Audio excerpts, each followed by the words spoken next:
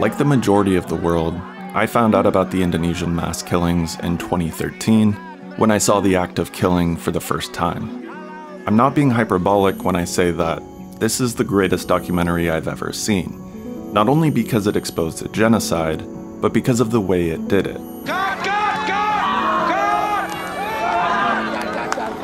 Instead of talking head interviews and archival footage, the act of killing goes undercover, so to speak, and collaborates directly with perpetrators of these crimes, asking them to reenact their killings in whatever way they wish.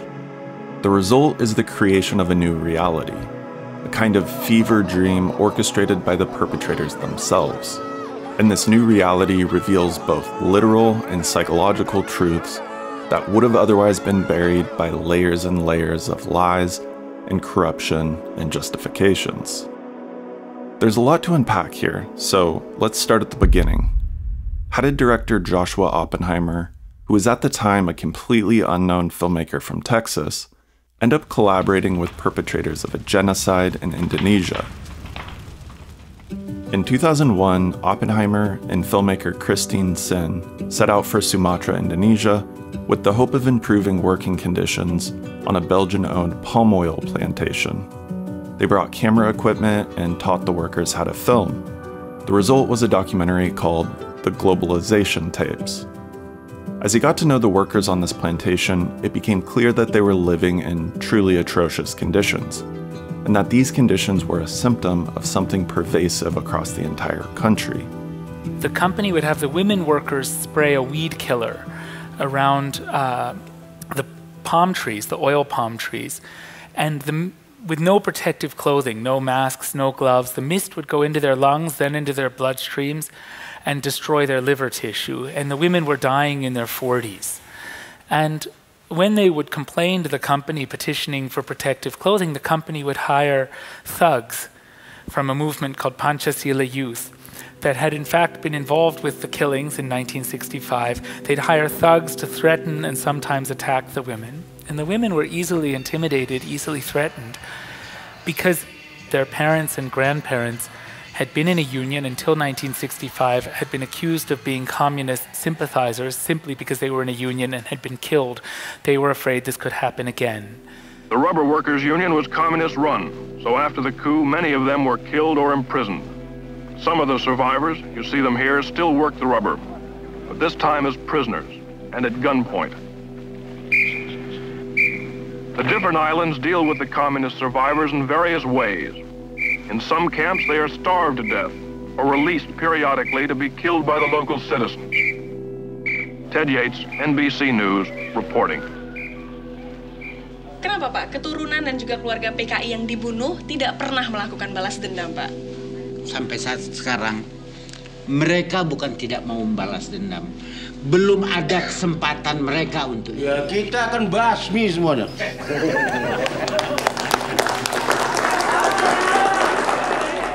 After stumbling into this society where a genocide had been effective and the perpetrators were still in power, Oppenheimer came to a realization. Normally, perpetrators of mass violence win. That's why they do it, because it's effective.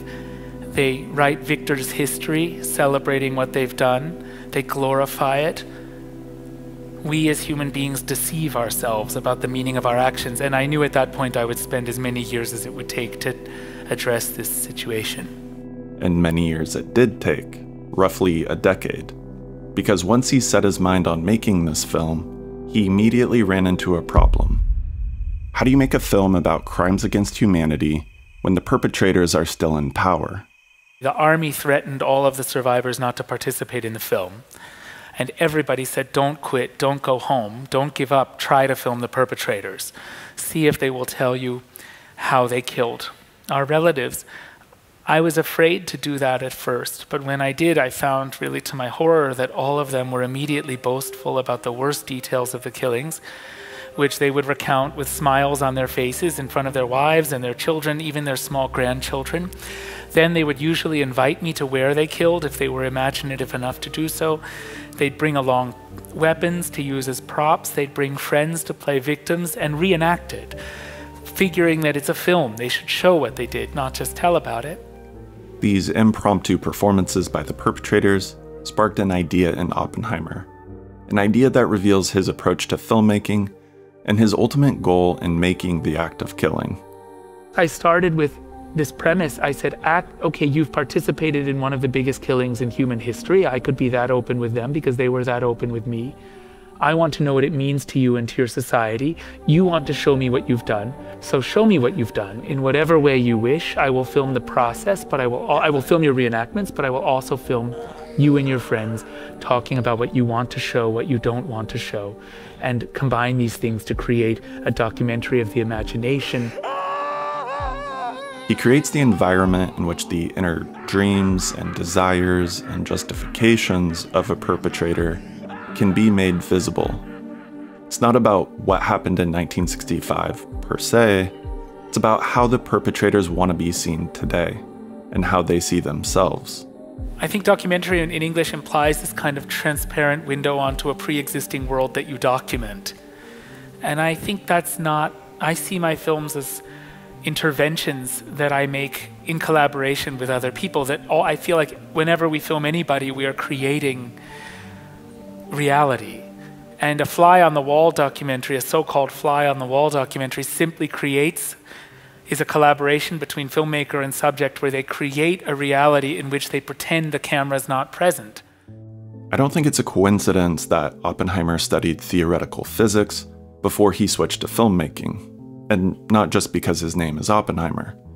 The way that he describes this collaboration between the filmmaker and the subject feels analogous to the measurement problem in quantum physics. When particles are not being observed, they behave like a wave, but as soon as they're observed, they take on definite values in the form of individual particles. Similarly, as much as a filmmaker might want to document reality as it really is, a person's behavior will inevitably change if they are being observed by a camera.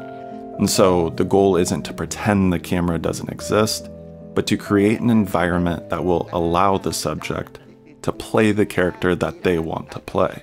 The great moments in nonfiction cinema always happen when you create a context, an occasion, together with your participants, where they're put in a situation which is safe, because otherwise you would hopefully not do it, somehow safe, but takes them out of their comfort zone and puts everybody somehow out of control. So how does Oppenheimer do this? First, he chose one perpetrator, Anwar Congo, and hyper-focused on him, delving deeper and deeper into his psychology. Anwar doesn't have any particular significance in the grand scheme of things. He's just one of many low-level gangsters who were hired to carry out the killings. In fact, Oppenheimer had filmed for 2 years with 40 other perpetrators before he ever met Anwar. The 41st perpetrator I filmed was Anwar Congo, the main character in the act of killing. I met him at the end of that 2-year period. I lingered on him because his pain was right there on the surface. I saw that trauma, he was immediately talking about trauma and fear of ghosts. The first day I met him is the day he took me to the roof and dances the cha-cha-cha. It's a key scene at the beginning of the act of killing. He dances the cha-cha-cha on the spot where he's killed hundreds of people. And yet he says he does so in order to dispel, to banish the pain that he's just felt by talking about what he did. He says, if I talk about this, it'll make me crazy. So to forget all this, I've been going out drinking, taking drugs, dancing, look, I'll show you. And that was the first time I realized that the boasting isn't a sign of pride, but something else, something defensive, a desperate attempt to convince oneself that what one did was right and justified. Oppenheimer kept filming with Anwar for the next 5 years, encouraging him to continue reenacting the killings in whatever way he wished. And most importantly, he would show the footage back to Anwar. It was a very simple method. We would shoot one scene, I would screen it back for Anwar. He would respond emotionally and then propose the next scene in response to the previous scenes. The result is a nightmarish journey into the psyche of someone who has killed hundreds and possibly thousands of people in grotesque and painful ways. But instead of portraying Anwar as a monster, he becomes humanized. And the film as a whole seems to argue the case that any human, given the right circumstances, is capable of committing horrible acts of evil, and that, in order to commit these acts, one must find a way to justify them to oneself.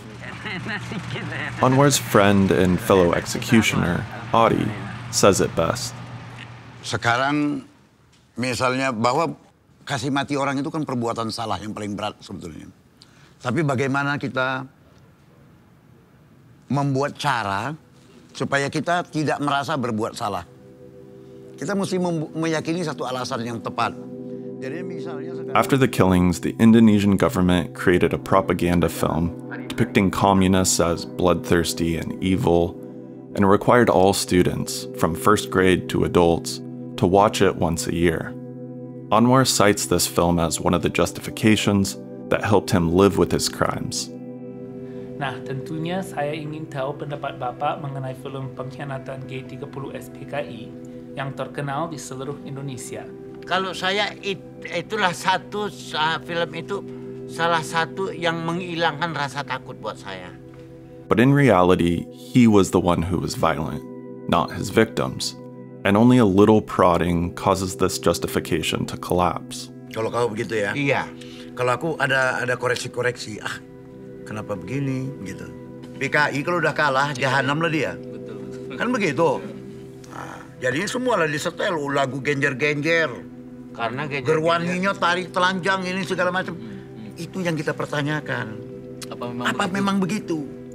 As Anwar puts himself in the shoes of his victims and feels just a fraction of the fear and powerlessness that they felt, he becomes more and more desperate for a new justification, something to ease the guilt and allow him to sleep at night. Nggak bisa diulangi. Nggak bisa dua kali. Nggak bisa. Apakah orang yang kusiksa dulu itu rasanya seperti aku begini? Nah, itulah dia. Tapi aku dapat merasakan ya perasaan mereka yang disiksa. Jelas, apa yang dirasakan orang yang disiksa Bang Noir jauh lebih buruk dari ini. Karena Bang Noir tahu ini hanya film. Mereka tahu bahwa mereka akan dibunuh. Tapi saya merasakan ya, benar-benar saya rasakan. Atau saya mungkin, saya itu apa dosa sama saya?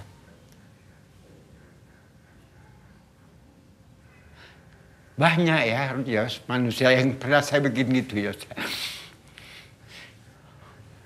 Apakah ini kembali dia kepada saya? In response to these feelings of guilt and possibly a fear of some kind of karmic punishment, he films a completely absurd scene where, in the afterlife, his victims give him a medal and thank him for killing them because they were sent to heaven. Once he was no longer able to dehumanize them, he needed to find another justification for what he had done, no matter how absurd and illogical. As I mentioned before, this film is not pretending to be a window into reality. It's a collaboration with Anwar, and Anwar is presenting to the audience how he wants to be seen. He wants you to like him, he wants to be a sympathetic character, but he also can't square what he's done with the character he's presenting. Saya tahu bahwa saya kerjaan itu salah, tapi saya harus melaksanakannya. It's as if the reality of what he's done bubbles to the surface, and his body wants to expel it. And this is the moment where the character that he's been presenting collides with reality, and a core truth is revealed. That he caused unnecessary suffering, and there's no justification for it. It's easy for people in positions of power to justify their involvement in this genocide. They can say it was for a greater cause, the communists needed to be stopped, and so on. But this film addresses the actual act of killing, the character a person must play in order to torture and kill another human. Kenapa harus saya habiskan?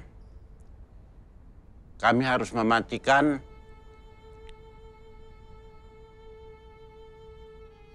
Hati nurani saya yang mengatakan harus dihabiskan.